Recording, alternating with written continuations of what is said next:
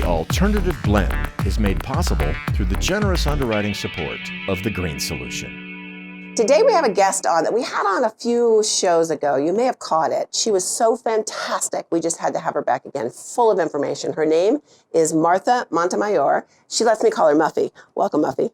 Thank you for having me. First of all, thank you for letting me call you what your friends call you. It's very endearing. Okay, so the last time we had you on, we promised that we'd have you back to talk about the various ways that one can use cannabis, whether it's topicals or edibles, or we're going to get to that. But I want to hold that for the next segment because after our last show, you and I had a long chat, and you really helped educate me about something that I was completely unaware of, and that's this prejudice that exists in the medical community. And what I learned from you is there's very, very few, still very few relative to the whole, doctors who prescribe cannabis and marijuana to their patients because there's inherent prejudice. Can you tell me and help our audience understand what it is and why it exists?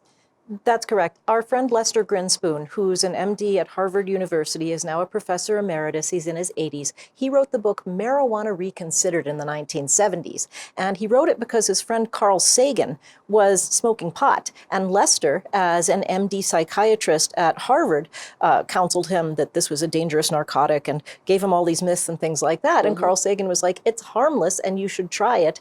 And he did. But then he wanted to prove Carl Sagan wrong. So he started doing research with his psychiatric patients at Harvard, and they got better instead of worse, which is what he expected. And then came Marijuana Reconsidered. Now, Dr. Grinspoon did a survey of his doctors at Harvard a few years ago, and what he found was only 7% knew anything about marijuana. And 7% is actually a pretty high number for the number who knows something. It isn't taught in medical schools. It hasn't been taught in medical schools for over 75 years. And the prejudice is real and it's deep. The medical community is afraid of marijuana. But help me understand this, because we're in Denver, Colorado, where it's been legal medically for 10 years or so. 10 years. It's been legal for 18 years, Shelley. 18? Why do I think it's 10? Voters approved medical marijuana in 2000. In November of 2000, that's when the election was held. In 2001, the Colorado Medical Marijuana Program began. And there were only a few thousand people on the Colorado Medical Marijuana Program at first, because even though you could go to your doctor, and very few doctors would do it, and get a medical marijuana recommendation, you still had to get your drugs from your friendly neighborhood drug dealer. You're kidding. There were no dispensaries. Oh, I see. So the dispensaries started 10 years ago. That's correct. And most people think that medical marijuana started with the dispensary system. It didn't. We actually have had medical marijuana for 18 years. So with that said, 18 years of it being legal, why is there still so much prejudice in the medical community? I don't get it. Well, prejudice is a long-standing tradition in medicine. Remember that, bloodletting was the acceptable cure for pneumonia for over 2,000 years. My goodness, yes. And then it was another 125 years between when Semmelweis discovered that when he washed his hands between patients, fewer of them died. In fact, during the Civil War, the American Medical Association did not allow doctors to wash their hands.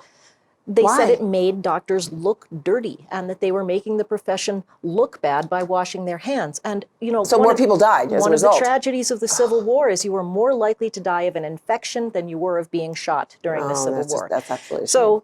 Let's fast forward to modern times now. It was 25 years between when Dr. Barry Marshall discovered that ulcers were actually caused by bacteria and not by stress like everyone believed. But it was 25 years for him to get through that prejudice before he finally won the Nobel Prize for that discovery. It's incredible. And so as it relates to cannabis, why is there still such prejudice when there's so much, I think, clinical education like your group does, and so much, it's such an open topic here in Colorado. Why hasn't it progressed further in the medical community? Because of the DEA Schedule I regulation against cannabis. So there's a huge fear that hospitals and clinics have that they will lose federal funding. They will lose Medicaid, Medicare dollars. They will lose insurance dollars that take federal funds if they even talk about marijuana with their patients. And it's a very deep prejudice, and it's just not true. I mean, Children's Hospital has allowed parents to give medical marijuana to children who have the recommendation within their hospital for about 2 or 3 years now, and they have not lost a dime of federal funding for this. But they don't administer or talk about it themselves. They don't administer, they don't write the recommendations themselves. The parents have to bring it in, and the parents have to give it to the child themselves. And that's not true of any other hospital? Like, for instance, I saw a little clip on Twitter I think I shared with you at one point where I saw this video this family member was taking of their dad that was in the hospital dying of cancer, and he was in a private room, and they were all there, and the police came in and took the marijuana, and I think he was arrested. Yeah, unfortunately, most hospitals do not allow marijuana on their grounds, period. They will search you for marijuana and they will throw it away if they find it on you. They're very afraid they will lose federal funding once again. And the prejudice goes even deeper than that. The insurance company prejudice, they want to deny you for anything they can. So if you're using marijuana, they'll just throw it out. We get calls at our clinic, not so much anymore. The clinic's been around for 9 years. And when we first started, we got lots of calls. Allstate Insurance, State Farm Insurance, all these different, the Pinnacle Assurance, which is workman's comp, would call and say things like, we want to know if this person ever walked through your door. And I'd be like, we need a records release for that. And they'd be like, oh, we don't want their medical records. We just want to know if they walked in your door. And that's when I would hang up the phone, of obviously. Course. Yes. Because we would need a records release and we don't give out that information. But they're looking for any way they can to deny that claim. Oh, my goodness. And you shared a story with me about a doctor, too, that was... I guess he practiced in both Colorado and California, and it's a problem for doctors. So we subscribe to the don't ask, don't tell policy.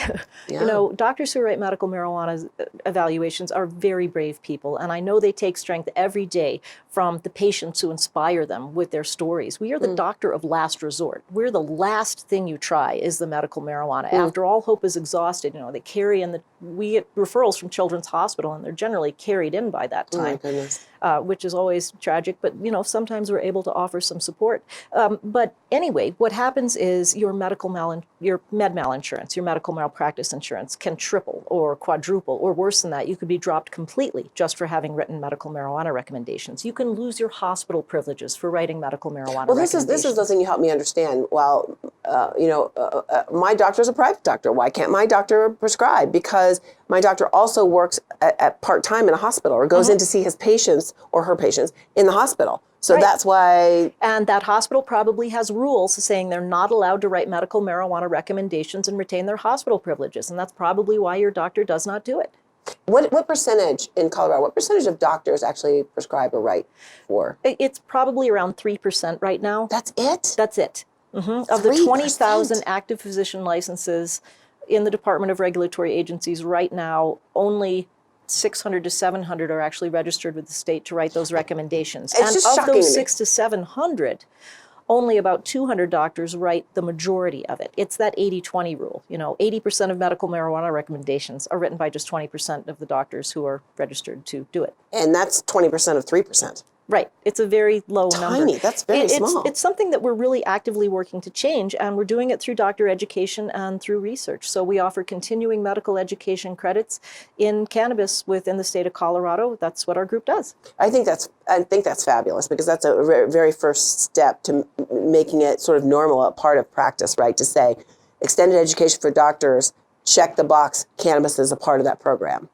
The important part is that doctors know something about a medicine that people are already using. We have to remember that 50% of Colorado adults say they have used marijuana within the last 5 years. So if only 3% of doctors have written a medical marijuana recommendation, we're stuck with this stunning statistic that 97% of doctors know nothing about a substance that half their patients are already using. That's a knowledge gap that we're out to bridge. No doubt. Well, that's really good work. The Alternative Blend is made possible through the generous underwriting support of the Green Solution.